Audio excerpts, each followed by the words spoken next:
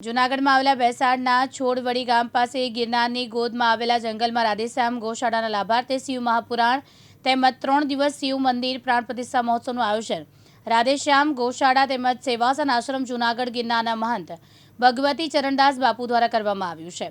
વ્યાસપીઠ પરથી સુપ્રસિદ્ધ કથાકાર જયેશભાઈ પંડ્યા દ્વારા પોતાના મધુર કંઠવાણીમાં શિવ સપ્તાહનું જ્ઞાન પીરસી લોકોને મંત્રમુગ્ધ કરી રહ્યા છે। बड़े भाग मनी कैंसर पावा सदगत दुर्लभ गावा।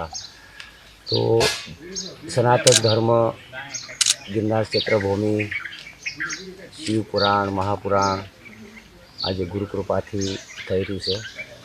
गौ सेवा विप्र धैन सूर्य संत हितले मनुष्य अवतार निज इच्छा निर्मति तन माया श्री गुण गोपाल।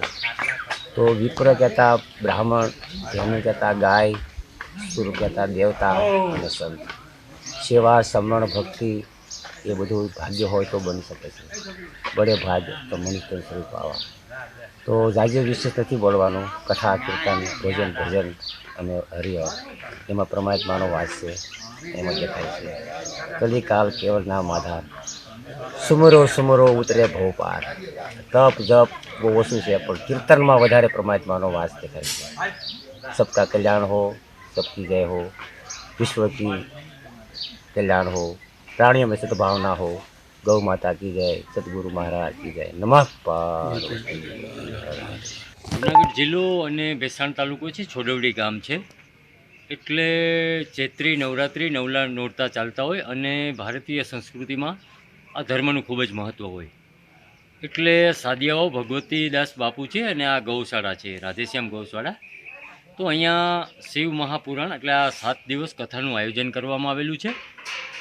શાસ્ત્રી પંડ્યા દાદા છે, જયેશ પંડ્યા દાદા, આપણે પૂછીએ શાસ્ત્રોનું મહત્ત્વ શું હોય। દાદા, એટલે મહાશિવ પુરાણ કથા અને આખો વીકના શું કાર્યક્રમ ભક્તો આનો કેવી રીતે લાભ લેશે?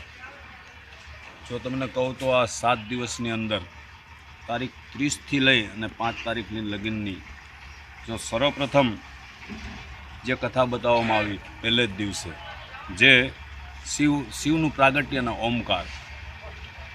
બીજા દિવસની કથાની અંદર સૃષ્ટિની ઉત્પત્તિ અને રુદ્રાસ અને ભસ્મનું માતમ બતાવવામાં આવ્યું। ચોથા દિવસની કથાની અંદર ઉમાનું આખ્યાન બતાવવામાં આવ્યું। પાંચમા દિવસની કથામાં આજે શિવવાનો પ્રસંગ બપોર પછી ખૂબ ધામધૂમપૂર્વક ઉજવવામાં આવશે ભક્તો દ્વારા, સાધુ સંતો દ્વારા। પછી 4 તારીખે કાર્તિક અને ગણેશજીનો જન્મ મહોત્સવ ઉજવાશે અને 5 તારીખે 12 જ્યોતિર્લિંગનું મહાત્મ્ય બતાવવામાં આવશે અને 12 વાગે કથા વિરામ લેશે। 8 તારીખે ગિરનાર મંડળ આખું બોલાવવામાં આવ્યું છે, જેની અંદર પેટલાદ અને આણંદથી સંતો વધારશે, જે હજારોની સંખ્યામાં સાધુ આ કથા અને પ્રાણ પ્રતિષ્ઠા મહોત્સવનો લાભ લેશે। એટલે સાદિયાઓ ગૌશાળા રાધેશ્યામ ગૌશાળા છે, ભગવતી ચરણદાસ બાપુના સાનિધ્યમાં ખાસ આ શિવ મહાપુરાણ આ કથાનું આયોજન કરવામાં આવેલું છે। એટલે તમે જોઈ શકો છો કે શિવ મહાપુરાણ તો શાસ્ત્રોમાં પુરાણોમાં ખૂબ જ મહત્ત્વનું હોય અને ગિરનારની ભૂમિ એટલે સાધુ સંતોની મહામંડલેશ્વરોને બધા જ।